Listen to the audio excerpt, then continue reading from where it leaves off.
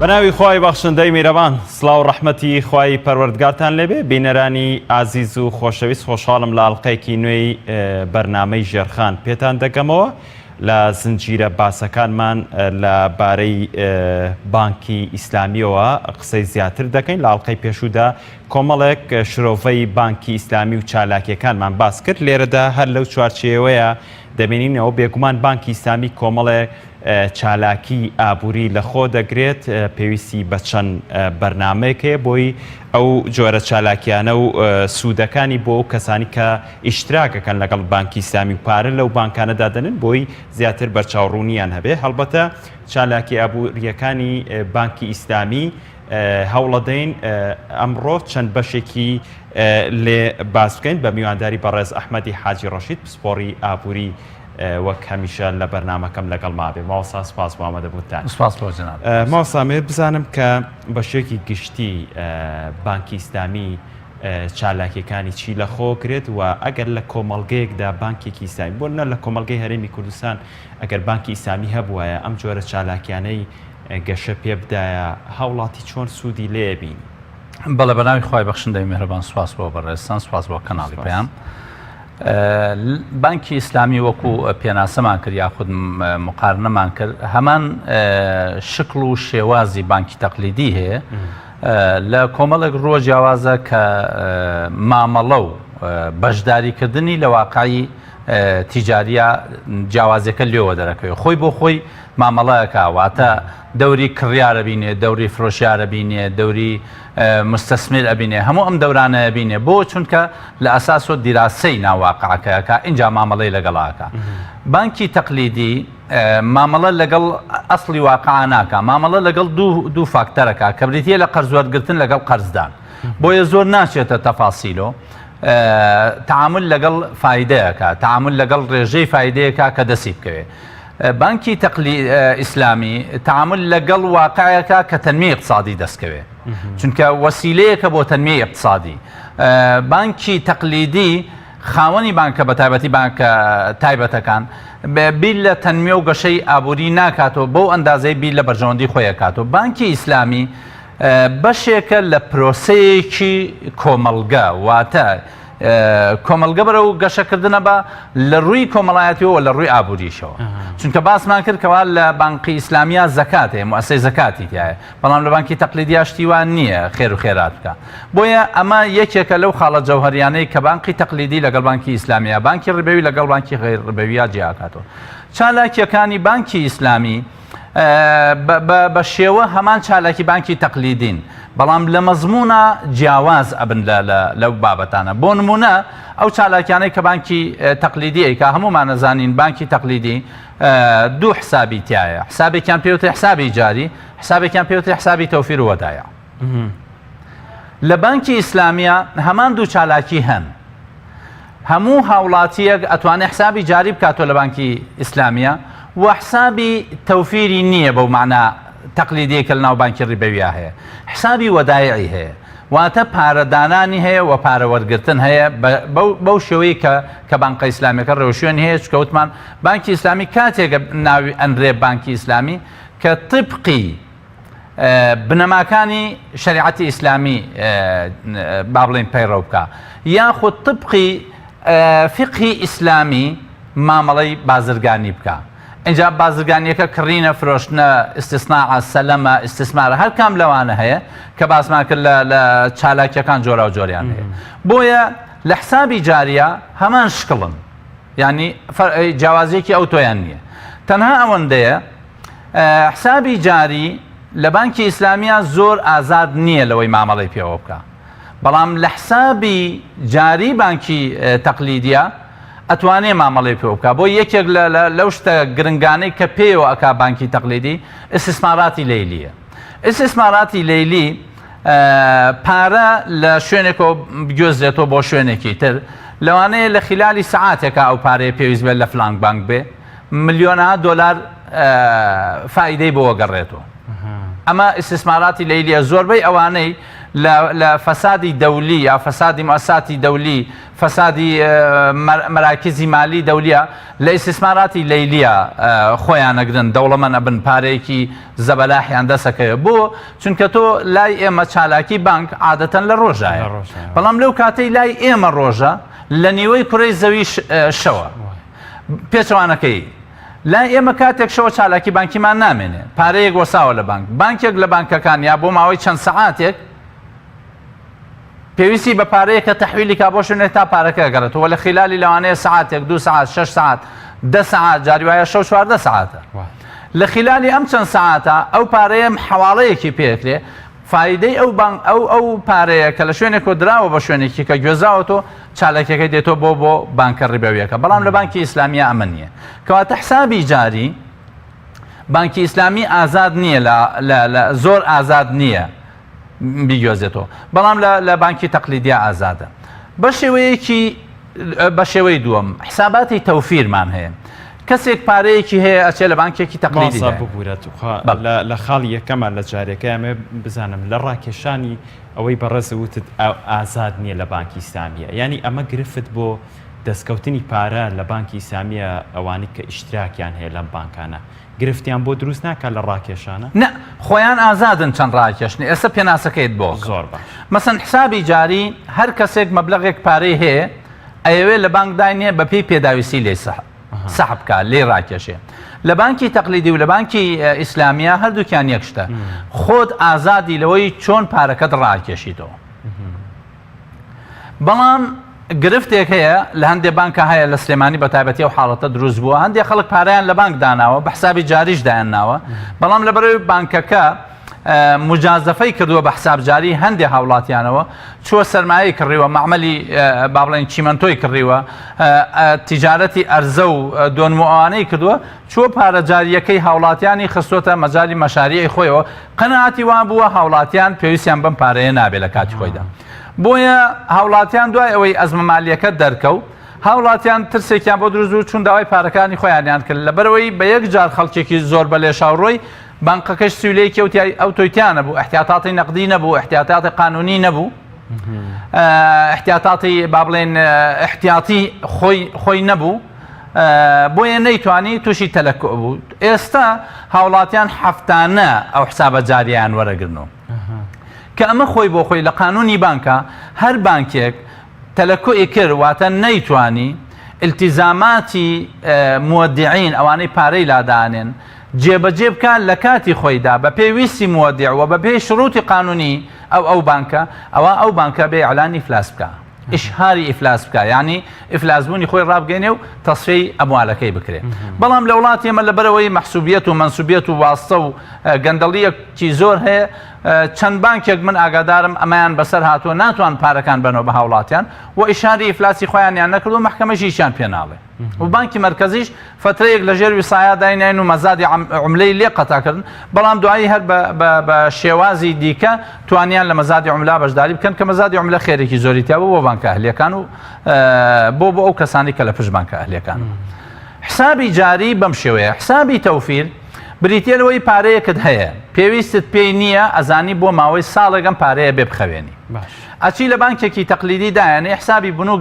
محددە طبعا لێرە منافەسەنیانە لە وڵاتانی دیکە منافەسە هەیە ئەمەیان فایدەی زیاتر ئەدا ئەویان فایدەی کەمتر ئەدا بە پێی فایدە و امتیازاتی فایدە پارەکە دانێ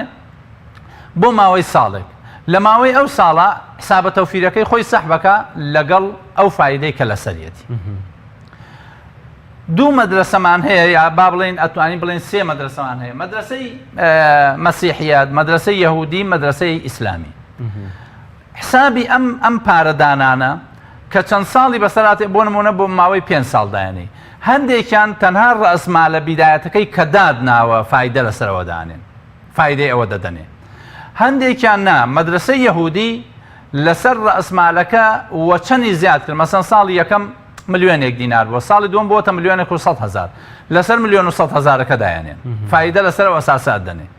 بۆیە قازانج لە ئیسلامیشدا کە پارەیەکە خەیتە لایەکێک بە مزارەبە بۆ ماوەیەکەم دوایی لەسەر ئەساسی تەراکمی سەرمایەکە قازانجەکە تەوزیع کرێ لەسەر ئەساسی ئەسڵی مەبلەغەکە نییە هەندێکیان شرووتیان وایە هەندێکیان دایانێن بە قازانج بۆیە حسابی تەوفیرەکە بۆ کەسێکی ئاعتیادی حسابی فایدەکەی بۆکەن لە ساڵ چەندی فایدە بێ ئەوەی ساڵانە ئەخەنە سەر و دوای پارەکە لە کۆتایی ئەو مدەیە دانێ سێ جۆر حساباتی تەوفیرمانەیە سێ جۆر وەدایعمانەیە وەدایعی تەوفیری قەسیرەة المەدایە قەسیرەة الئەجەلە ینی کورتخایەن لەوانەیە بۆ 3 مانگ بێ تا 9 مانگ ئەمە پێوترێ قروزی قەسیرە 6 مانگ و 9 مانگ متوسطة الأجل ینی مام ناوەندی لە ساڵێک زیاتر بێ تا 4 ساڵ تا 3 ساڵ لە 4 ساڵ زیاتر بێ پێوترێ قروزی طویلة المەدا یا طویلة الأجل درێژخایەن لە 4 ساڵ بەرەو ژوورتر هەتاوەکو 10 ساڵ و تاوەکو ساڵانێکی تر زۆربەی قروزی دەولی حکوومات کە ئیکەن لە یەکتر حکوومەت لە حکوومەت لە مؤسساتی دەولی حکوومەت لە مؤسساتی بانکی زۆربەی ئەمانە قروزی طویلة المەدان بە تایبەتی بینی دوو دەوڵەت قەرزەکان طویلة المەدان لە 5 ساڵ تێپەڕێت 10 ساڵ 25 ساڵ مەسەن کاتێک کاڵێ اتفاقکەن لەسەر شەرتی قەرزەکە ئەڵێ مع إعفاء السنة الأولى ئیعفای فائیدەکەن لەسەر ئەو قەرزە دەوڵەتیە بۆ ساڵی یەکەم بۆ شکڵێ پارەکە نەکەوتۆتە گەڕ نەکەوتۆتە ئیش بە شێوەیەکی گشتی عالەمی سەرمایەداری جیهانی ئابووری سەرمایەداری لەسەر ئەم قەزیەیە لەسەر قروزە ڕوە قەرز وەرگرتن و قەرزدان بۆیە حەجمی پارەی حەقیقی کە نزیکەی 20 تریلیۆن دۆلارە گۆڕاوە لە ئەنجامی قەرز وەرگرتن و قەرزدان بۆ 6 تریلیۆن یعنی حەجمی تیجارەی وەهمی بۆتە 6 تریلیۆن دۆلار خۆی لە ئەسڵا 20 لە ئەسڵا پارەی حەقیقی عمولە 20 تریلیۆن دۆلار لە وڵاتانەی کەوا دەین مامەڵەی پێوەکرێ کڕین و فرۆشتنی پێوەکرێ تووشی ئەزماتی اقتصادیە بن نزیکترین ئەزمەی ساڵی 2010 کە ناوەندرێ بە ئەزمەی عقارات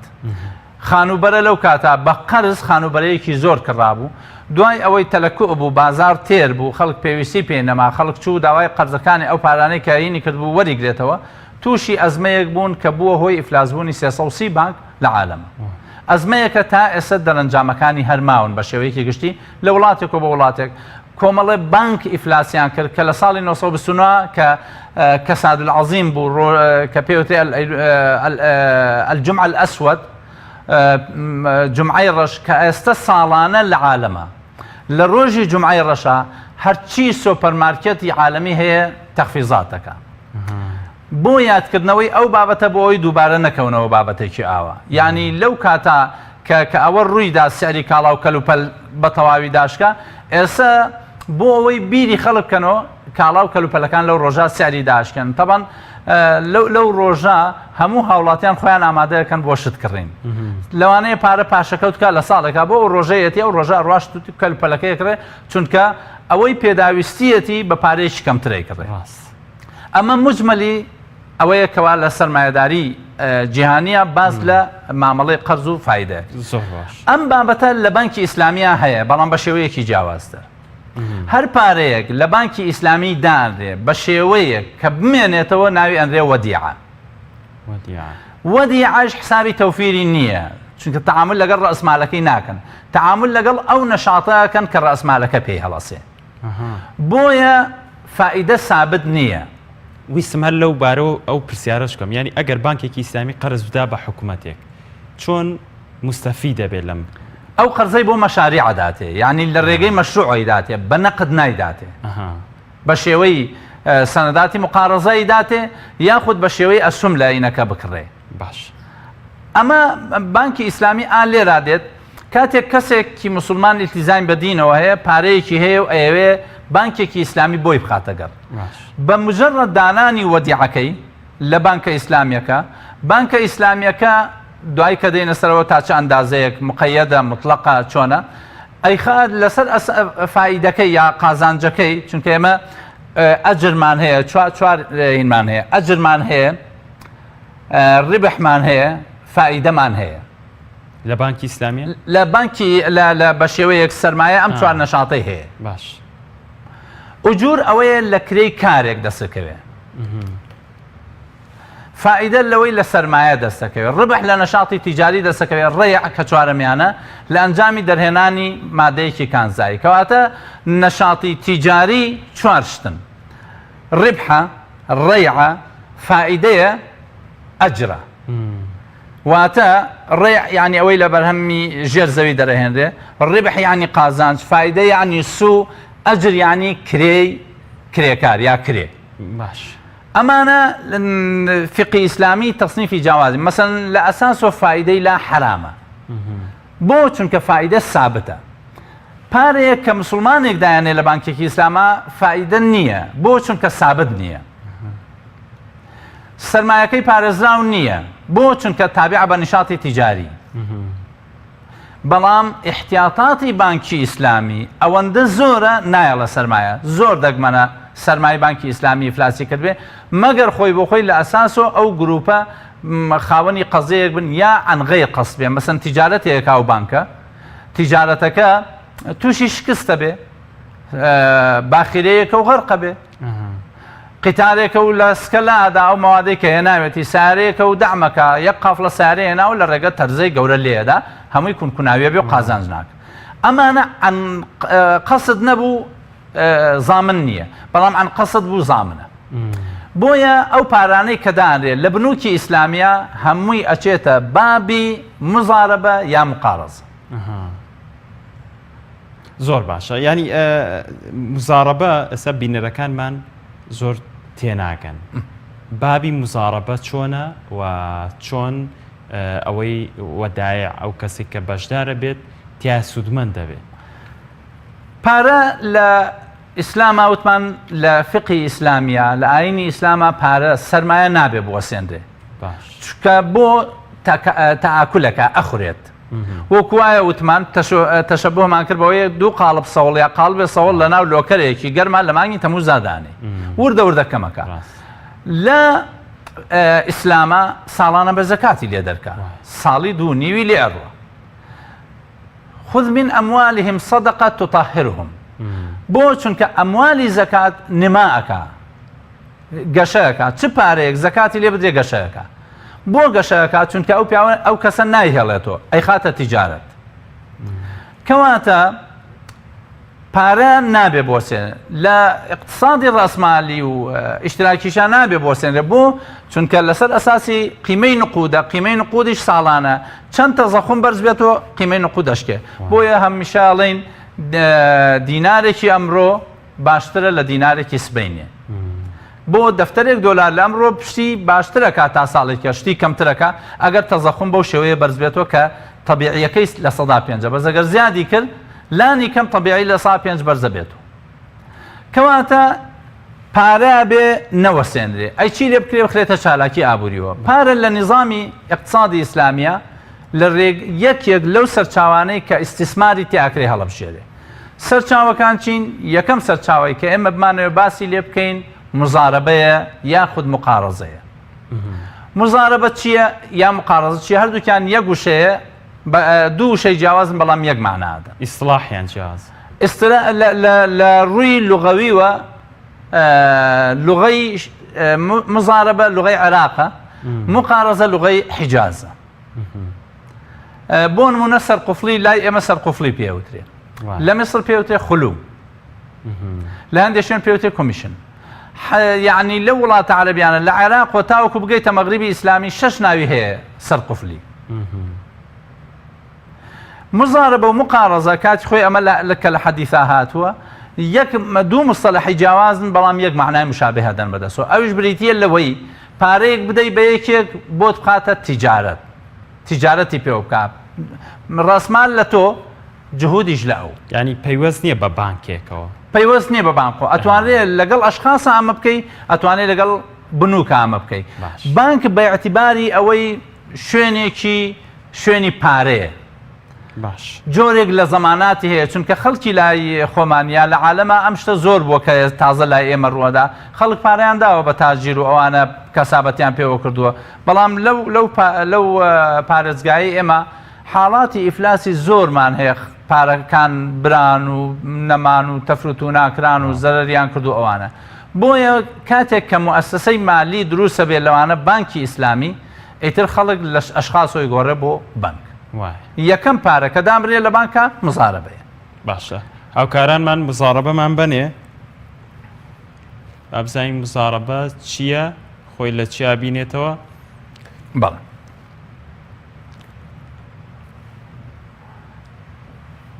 ئەگەر سەیری مستەلەحی مزارەبە بکەین ئەم کەلیمەیە لە ئەساس لە لوغە عەرەبیەکەیەوە هاتووە یان نەسە قورئانەکەی کە هاتووە لە کەلیمەی ضەرەبەوە هاتووە لە مستەلەحە یعنی لە معنە لوغەویەکە یعنی گەڕان بەدووە لە گەڕان بەدووە تەبەنەوە پێناسەکەیەتی گرێبەستێکە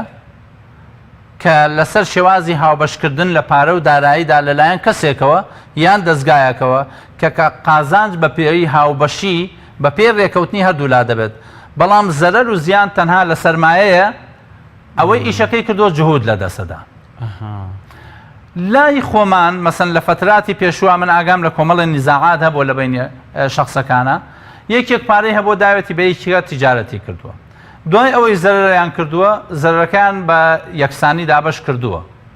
ئەوەشی کە پارەکەی نەداوە ئەو دوو زەرری کردووە جهودەکەشی ڕۆیشتووە و پارەیەکیشی هاتووەتە سەر لە ڕاستیە لە فیقی ئیسلامیە سەرمایە زەرەرەکە ئەوەی ئیشەکەیەکە جهود سەرفە زەرەرەکە بۆیە مزارەبە لە لوغەی حیجازە یعنی بە معنای گەڕان بەدووە لوغەی عێراقە قیراز مقارەزە یا قیراز یعنی پشکبوون لە بازرگانیە ئەمە هەردوو معنە لوغەویەکەیەتی معنە شەرعیەکەی یعنی پێدانی پارە لەلایەن تەرەفێکەوە بە تەرەفێکی دیکە کە پارەی نییە کە شارەزایی هەیە جهودی هەیە باسمان کرد لە شارەزاییەکانی ئینسان جهودی هەیە ئەم دوانە جهودی ئەو پارەی ئەم نەشاتێکی تیجاری دروستە بێت بەمە ئەوترێ مزارەبە یا مقارەزە زۆر باش ماوەس ئەحمەد ئەگەر بەپێی ئەو جۆرە بێت کە بەڕێزت باست کرد زەرەر لە سەرمایەکەکەوێ و ئەوەی کە پرۆژەکەش بە گەڕەخە جوودەکە زەرەر لێەکە ئەو کاتە جۆرێک لە زەمانی لە دەستدانی ئەو سەرمایە لەلایەن ئەو کەسێک کە سەرمایەکە بە گەڕەخە زۆرتر نییە وەک لەوەی ئەگەر لە خودی سەرمایەکەشە ئەو کەسەی بەشدارە لە بەگەڕخستی سەرمایەکە بەشدار بێت لە ڕووی ئێستا ئاوا کەسێکی پارەدار بێ ئەڵێ بۆ احتیاط و بۆ زەمانەت ئەوی ژەبێت زەرەر بدا بەس عەدلی ئیسلام ناکرێت کەسێک دوو جار زەرەر بدا و کەسێک یەک جار زەرەر بکە لە نەشاتێکی تیجاریە زەرەرێکمان کردووە زەمانی زۆرتر نابێت ئەو بەتاکید زەمانی زۆرترەوێ بەس مخالفە لەگەڵ عەدالەتە عەدالەت وا ئەخوازێ ئەم کەسە جهود لە دەست بە مەسەلەن پارەیەکی بردووە و کاڵایەکی لە سینۆ هێناوە و یاخود مەسەلەن لە ناو خۆمانە چەند ڕۆژ و تا هێناوێتی و خستوێتی مەغزەن و فڵان و فیسان و زەرری بەسەر هاتووە عەدل وا ئەخوازێ سەرمایەکە پشتێک بدا ئەویش ئەو جهودەی لە دەست بە ئەگەر کردمان بەوە ئەویش زەرەرە بەشداری بکە ئەوە ئەم پارەش یەکەوێتە سەر سەرمایەش یەکەوێتە سەر جهودیش ئەم هەر یەک زەرەری داوە لەگەڵ مەفاهیمی عەدالەتە ناگونجێ ئەو زەرەر بدا تەمان کاتی خۆی ئەمان ناکرێت لەمەرەوەی مزارێب ئەوەی پارەکەی هەیە احتیاط لە چیاکە احتیاط لەواکە ئەو شخصە ئەبێ بناسێ وە گرێبەستی لەگەڵا بکە لەسەر ئەوەی لەکوێ مزارەبەیەکە زۆر باش با بچینە سەر بەڵگە شەرعیەکانی مزارەبە با بزانین بەڵگە شەرعیەکانی مزارەبە خۆی لە چیا بینێتەوە ماوەسای تەمان ئێمە دایمەن کە بۆ بەڵگەی شەرعیە گەڕین ئەبێ لەو بەڵگەیە لەو دە مەزدەرە لا نەدەین مەزدەر یەکەمیان قورئانە دوایی حەدیثە دوایی ئیجماعە دوایی قیاسە عرفە استحسانە مەصالحی مرسەلەیە تا خوار شەرعیمان قەبلەنایە هەتا ئاخری بەقوترینیان کتاب و دووەمیان تەکمیلەی ئەوە سنە دێت لە قورئانە هاتووە أعوذ بالله من الشيطان الرجيم بسم الله الرحمن الرحيم وآخرون يضربون في الأرض يبتغون فضلا من الله ما بس لا يضربون لويا كلمة ضربة بمعنى ليدان دي بس لويا بمعنى ليدان نايا بمعنى قرانا سفر كردنا رويشتن بدوايا يضربون في الأرض يعني لأصلي كلمة دابة يا إنسان كاتك يدب على الأرض يعني بيئني بزاوية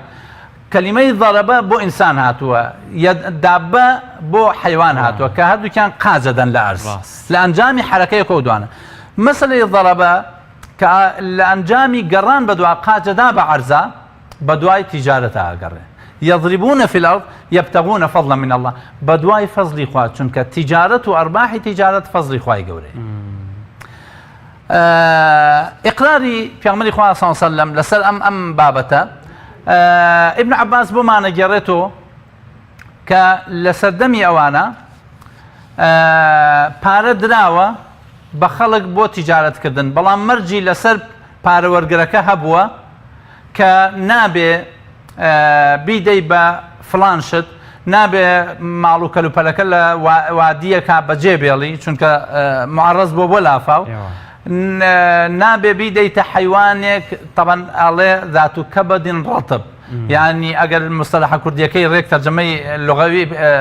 حرفی بکەین ئەبێ جگەرتەڕ بێ بەڵام ئەمە کینایە بەکارهێنراوە نابێ بیدەی بە حیوانات بۆ چونکە دیارە ئەو زانیوێتی حیوانات قابل بەوەیە هەلاک بێ برسێتی بێ ئەوانە کاتێک کە ئەچن بۆ پیامبەری خوای گەڕنەوە ئەڵێن فڵان سەحابی ئەم جۆرە تیجارەتەکە پیامبەری خوا ئیقراری لەسەرەکات چونکە ئێمە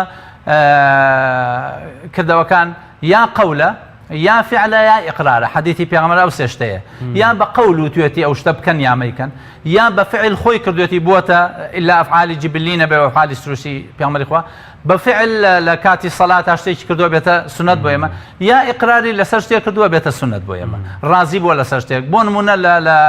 ئینە سەحابەیەک لە نوێژە پژمی لكاتي نيوجكا فرمي الحمد لله حمدا كثيرا طيبا مباركا فيه ملء السماوات والأرض وملء ما بينهما وملء ما شئت من شيء بعد أما يود دعاء الرسول صلى الله عليه وسلم برسي كيبو صحابة يكبو بيغمر إخوة إقراري لسر كرد كأما بوا سنة بويا بيغمر إخوة إقراري لسر أو جورة تجارة كردوا كواتب بلغيك آيات معنى بلغيك حديث معنى جمهور علماء لسر أوان كوا مزاربة باربي بيكي بوت بخاطة تجارة دروسته بو مرجاني كرية كون لسري بەو بەدابشکردنی ئەو قازانجەی کە لێ نێوانتان زۆر باشە ماوەسا ینی بۆی بۆ بینەرەکانم ڕوون بێ ینی ئەگەر هاتوو لە چوارچەوەی بەڵگە شەڕەکەی و پارەکە حەڵاڵ بێت ئەگەر مەرجەکە وا دابنیت خاوەن سەرمایەکە ئەو کەسەی کە سەرمایەکە بەگەڕەخە شەریکا لە زیانە ئەمە پێچوانی شەرع نابێت مخالفەیەوە ناکرێت ئەگەر قەرز با بڵێن ئەگەر پارەی تیجارەت زامن بۆ بێتە قەرز قەرزیش نابێ قازانجی لەسەر بێ ئەبێتە ڕیبا ینی بە هیچ شێوەیەک نابێت بە هیچ شێوەیە نابێت زەمانەت وەرگێ چونکە کە زەمانەت چێوەی زەمانەتەوە لە هەر شتێکە لە هەر پارەدانێکە زەمان وەرگیراوە بێتە قەرز تۆ کە قەرزەدەی بە یەکێ ئەوەی قەرزەکەی وەرگتووە زامن نییە کە قەرزەکەت باتەوە کەواتە بەس ناکرێ پارەت ئەگەر پارەی لەگەڵا دایتێ ئەوە بێتە ڕیبا بۆیە پارەی مزارەبە نابێ بە هیچ شێوەیە زەماناتی لەگەڵ بێ هەندێک خەڵک ئەیکا چۆن ئەیکەن یا حیلە شەرعی بۆ دۆزنەوە یا کابرای کە پارە وەرەگرێڵە دڵنیا بە نایڵم زەرەر بکەی کە نایڵم زەرەر بکەی لەوانەیە ئەگەر زەرەریشی کرد لە ماڵی خۆی بیداتێ بە شێوەی هەدیە ئەیداتێ بە شێوەیەک لە شێوەکان ئەوە جیاوازە بەڵام خاوەن قەرزەکە داوای زەمانی کرد کە پارەکەیش ئەگەر زەرەرێکی کرد ئەویش بەشدار بێ ئەبێتە ڕیبا بە بێشک زۆر باشە یعنی پرسیارێکم لا دروست بۆ ماوەسە ئەگەر کەسێک لە دەوڵەتێکی غەیرە ئیسلامی یاخود ئەو وڵاتی کە تیایشی بانکی ئیسلامی نەبوو پێویستیشە پارەیەکی هەیە و سەرمایەکی کاتە بانکەوە ینی بۆی کە پارەکەی حرام نەبێ فایدەی نەچێتە سەر ینی هەنگاوەکانی چییە من لە بەرنامەی پێشووترە چەند هاوڵاتیەکیش بە تەلەفۆن پێیان وتم کە ینی ئێمە لە بانکی غەیرە ئیسلامی پارە دائەنین بۆی پارەکە حەڵاڵ بێ شەڕتەکان چین ئەمان بۆ بانکەکەی دابنێ تەبەن کۆمەڵە فتوا هەیە لەم مەجالا کە لە ئەوروپاوە ئەو پرسیارانە ڕوبەڕووی هەندێک لە عولەمایان بوونەتەوە من ئەکرێ لە حەڵقەیەکان نەسەن پرسیارەکان و عینەکان بەڵام ئەوەی کە ئەکرێ یەکەم ئەتوانێت لە حسابی تەوفیر داینەنێ لە حسابێک داینێ کە حسابی جاری و کەی ویستی سەحبیەکە چەندی ویست لێ سەحبەکە ئەوە یەک قاڵی دوو ئەو تەنها ئاەتەکە فەرمێ فەلەکم ڕؤوس ئەموالیکم ئەڵێ ئەگەر مەسەن ڕیباتان کرد لەمەوە پێش تەنها سەرمایەکەی خۆتان وەرگرنەوە نابێ ئەو فایدەی کە بانکەکەی داتێ وەریگرێتەوە هەندێک لە علەما ئیجازەیەکی ئەوانەیان داوە کاڵێ ئەگەر وەرد گرتۆ بکرێتە مەساڵحی مجتەمع، یعنی بکرێتە خەدەمات بۆ کۆمەڵگە، نابێ دینارێک لەو پارەی فایدە بێتە ناو پارە ئەسڵێکە. چونکە ئەگەر سەرمایەکەی وەرگرتۆ ئاەتەکە زۆر وازە فەلەکم ڕؤوس ئەموالکم، سەرمایەکەتان حرام نەبووە، بەڵام فایدەکەی کە فایدەکە وەرگر ئیتر ماڵەکە حرام بووە، ئەوە ماڵی حرامت تێکەڵ کردو، ئەڵێ ماڵی حرامی تێکەڵ مەکە خۆ پارەکە هەمووی حرام نابێ، سەرمایەکە حرام نابێ بە تاکید، بەڵام ئەو فایدەی کە وەریەگرێ لەگەڵێ ئەوە حرامە بێ. هەندێک لە عولەما هەندێک پرسیار کراوە حتا هەندێک باسەکەن بۆ مەجای تعلیم، بۆ مەجای نەخۆشی، هەندێک لە عولەما جۆرێک لە تەساهولیان کردووە، بەڵام ئەوانە زۆربەی زۆریان قاتیبەتەن ئەڵێن نابێ بە هیچ شێوەیە فایدە وەرگیرێ، چونکە فایدە بریتیە لە جەنگێک لە بەرامبەر خوای متعالە کرێ کە کەسیش براوە نابێت لە جەنگێک بەرامبەر بەخوای بەتاکید. زۆر باش هاوکارانمان لە پێشووترە ئەم گرافیکیان ناینێ حسابی دووەمە حسابی پاشکەوت و نەختینەکان چەتۆ باست کرد پێویستەکەات نا تاوان باسی قەرزەکانم کرد، قەرزی کورتخایەنە و مامناوەندە و درێژخایەنە، ئەمە شتێکی تەبیعی. زۆر باشە، دەستخۆش چینە سەر جۆرەکانی مامەسا مزارەبە. جۆرەکانی مزارەبە خۆی لە چیا بینێتەوە سوودی بۆ وەدایع چییە بێت؟ طبعا لە ئەساس و مزارەبە لەگەڵ شەخصاکرێ و لەگەڵ مؤسساکرێ، ئەمە لە ڕووی شەکڵۆ. لە ڕووی ناوەڕۆکۆ ئەسڵی مزارەبەکە دوو جۆرە، مزارەبەی مقەیەدمان هەیە کۆت بۆ دانراو،